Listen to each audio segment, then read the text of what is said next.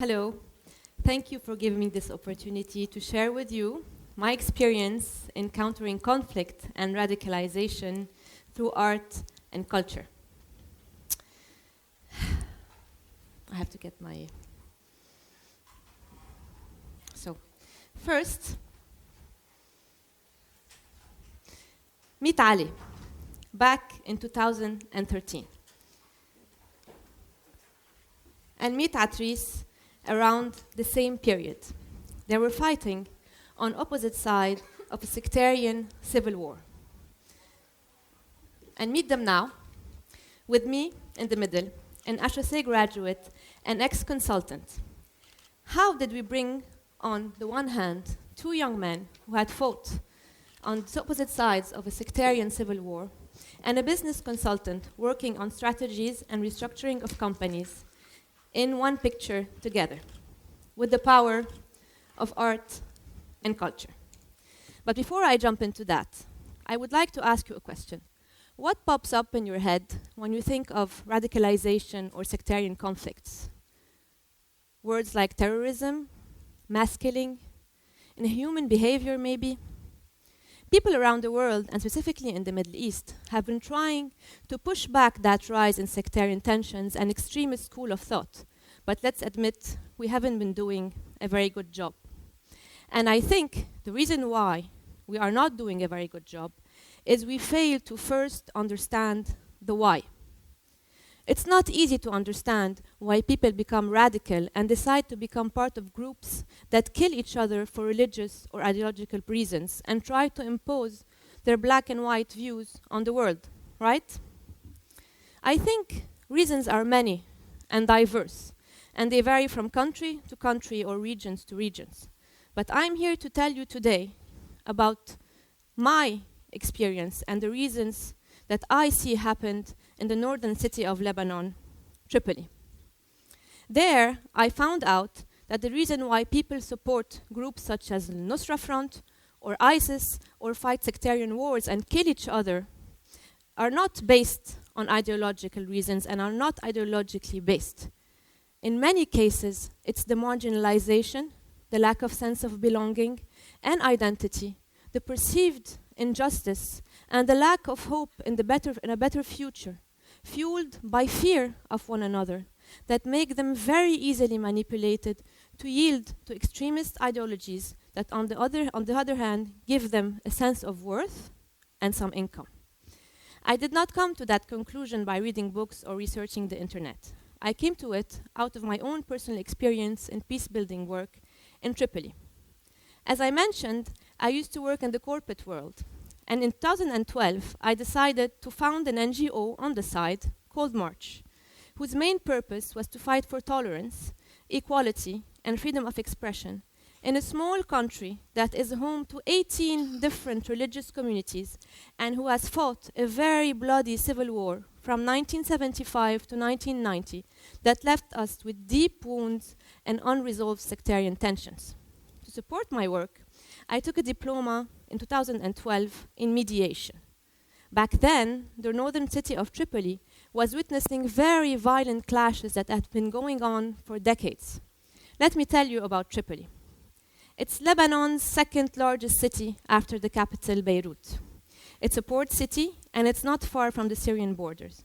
But it is severely underdeveloped, with 70% of unemployment, 85% of people living in deprivation, 1/3 in extreme poverty with no access to proper education, healthcare system, or proper housing. In this city, two deeply impoverished neighborhoods were fighting their own version of Syria's civil war. The Alawite, Jabal Mohsen, loyal to the Syrian regime, and the Sunni, Bebe Tebene, siding with the opposition. These two neighborhoods had been rivals and fighting since the Lebanese civil war, and they are separated by just one street, ironically called Syria Street.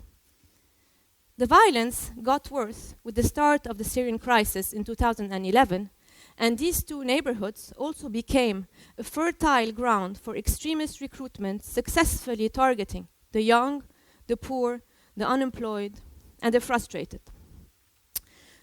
Ali and Atrice, who you saw here, were fighting on opposite sides of Syria Street.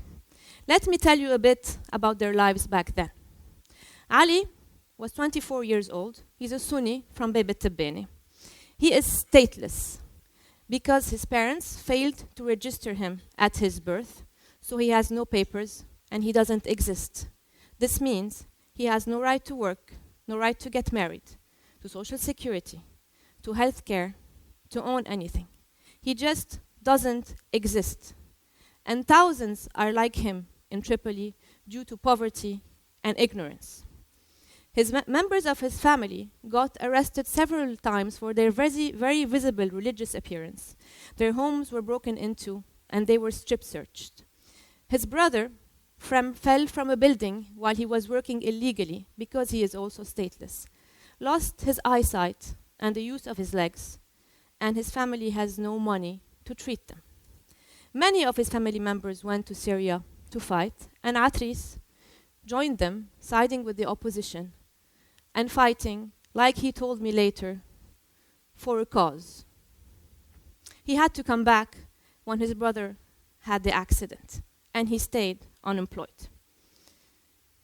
Ali, on the other side, is a 21-year-old Alawite. He is living in Jabal Mahsen. He has never had a steady job. He stopped school early and started spending his time on the streets where drugs were available in abundance and almost for free. And he started popping pills at the age of 15. Then he was given a gun to fight his neighbor from the other side and protect the street. And then one day he was asked to go to Syria. And Ali went. He ran away and came back after 2 months. He told me later on that even though they gave him as much drugs as they wanted to numb them, he could not stand the atrocities he had seen there.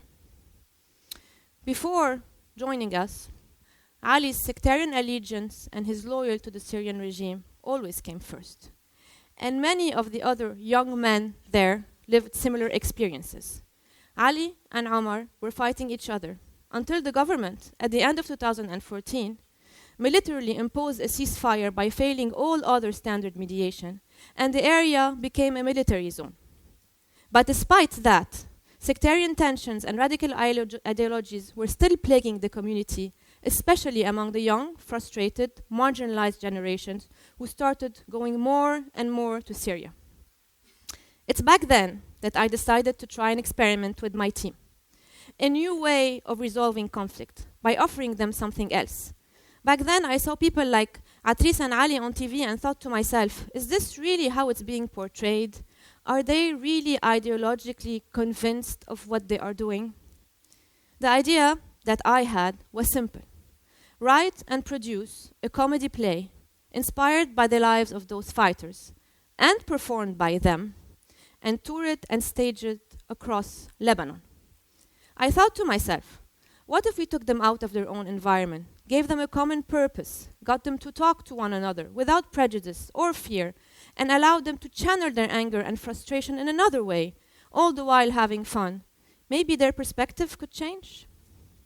Now, persuading them to come to the auditions first was the most difficult thing I had to do, and it took 4 months. And when they came, they told us later on, it was just out of curiosity. Who were these crazy people from Beirut coming to make us act in a play? There were hundreds of curious. And that's when I met Ali and Atris. They were all playing along, answering all our questions. But I remember after the auditions, Ali came back to the table where we were sitting, put his gun on the table, and saying to me in a very bluntly, now can you tell me why you are really here, because you certainly don't think that I can or that I will act. I started laughing and I told him, I think you can. Atris, on the other hand, was laughing sarcastically during the audition and telling us, well, if you insist on doing this to yourself, I'll play along, but don't complain if I end up beating the hell out of them. And we recruited them both, and 14 others with a similar profile. Aged 16 to 25, stopped school at a very early age, participating in the fights for the men. For the women, it was a close family member participating, poor, and unemployed. The beginnings of the rehearsals were also extremely difficult. Participants were absent or late most of the time. We had to literally go to their homes and drag them out of their beds. And when they used to show up, most of them were armed. I still recall the surreal experience standing at the door of the play rehearsal halls with my teammates, performing body searches on religiously conservative tough fighters to make sure they were unarmed. Razor blades, guns, knives, even grenades were confiscated. The mood was tense. These were men who saw each other as mortal enemies, and many of them had been carrying a gun since they were as old as 15. But the word reconciliation was never mentioned by us as a desired outcome in front of the group. I've never seen a play, and you want me to act in one? Atris told me once, unable to fathom that he's fit to perform on stage, or that anyone cared enough to come and watch him perform. That sentence was very telling and highlighted a major root cause we hadn't considered before: the loss of sense of self-worth. But we persevered. We got them very prominent, famous actors from Lebanon, directors to give them advice, to boost them, gave them more and more responsibilities. And bit by bit, they started to gain confidence and share each other's stories, since the play was inspired by their lives. And friendships were born between Ali, Atris, and all the others. And after long months of ups and downs, a local comedy take on Romeo and Juliet was born, called Love and War on the Rooftops, and toured Lebanon with full houses and very emotional standing ovations everywhere those beautiful people went, giving them the voice they longed for to tell their side of the story. And people, for once, saw them as humans. I'm going to now show you the trailer of the documentary that talks about this experience.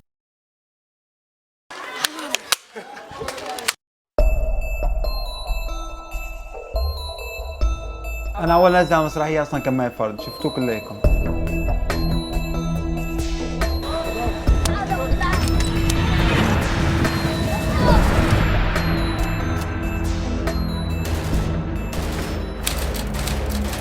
عمري 16 سنة حمل بيرودة، يعني إنه أنا أبو عنتر. أنا ما كنت أتخيل إنه عالم جبل محسن لا. كلياتنا بدنا ندافع عن بيتنا. عم يقتلونا وبدي يضل ساكت.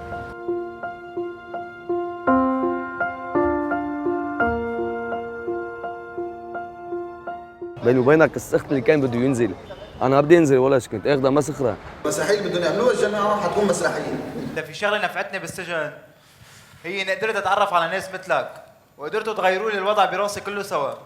منين جبتوا لي هيدا أيام السجن وغرام السجن؟ كله ما في منه بالناس. إنه وين بدك أنا نتعرف على بعض، يعني بالحديقة على عمي؟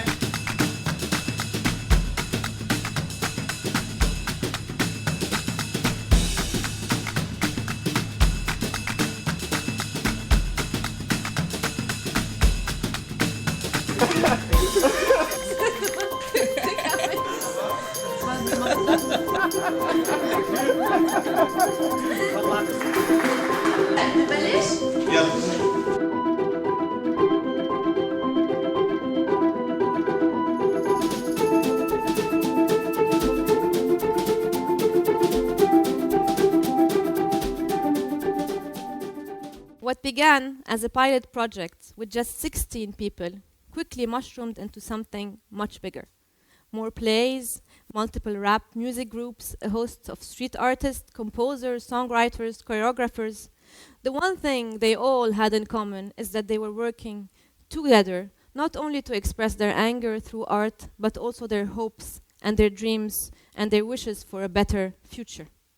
To make the project more sustainable and based on their suggestion and recommendation, March opened Ahwitna, a cultural cafe in war-torn building on the former front lines of Syria Street. The cafe, which has a multi-purpose room for concerts, a hangout area and a recording studio, serves as a location for these young men and women to keep on working together and performing together, spreading this message of peace to a wider audience while earning a living at the same time. The cafe hosts concerts, movies, screenings, book readings, classes, workshops, anything they want that makes them create positive things together. And it has a recording studio for them to produce music content such as the one you're going to see, a small extract of a band that we helped create. جينا نسيطر على الأجواء بالموسيقى مش بالسلاح الشارع لقلنا اشتاق منه مشتاق للسفاح هون عقد التماس الفن بقهوتنا جمعنا سقفنا وغنينا وقارا في البلد تناسينا ثورتنا فنية وفيها الجو دايما والعام منحارب بغنية ومنتسلح بالألحان جينا نصر والأنصار وبعيونكم نترك بصمة سببنا بهالانفجار اللي انرسم بأحلى رسم. That's a small extract of a video that went viral online and that was called Don't Complain. It was written, composed and recorded by them. Ahwitna is also a place for all the ideas of our new projects that come up, suggested by them, such as football tournaments with the army whom they used to hate, such as rehabilitation projects together in order for them to rebuild together once they once contributed in destroying. And it is the only and first public space in the area where women actually come and mix with men.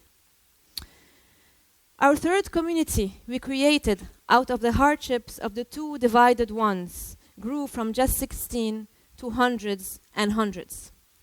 Atrice went on to lead our development projects in the area, and he is today the father of two beautiful twin daughters. Ali became a community activist and a spokesperson for SCOON, a drug awareness NGO. Other youth enrolled in the army, and other found jobs. Other developed their own music groups and are performing all over Lebanon. And they are all role models to other youth who join us. We're not done. And they all say hi to you and thank you for this opportunity of getting their voices heard further from Lebanon. Art and culture provided these youth with everything they were missing from their lives and that made them resort to radical ideology and violence. Art tore down the barriers of fear. Art humanized them. Art is emotions, creates a sense of belonging and of self-worth. And most importantly, art made people listen without judgment. It gave them a voice and made them feel relevant and gave them hope in a better future. And I think that is the key to everything. Thank you.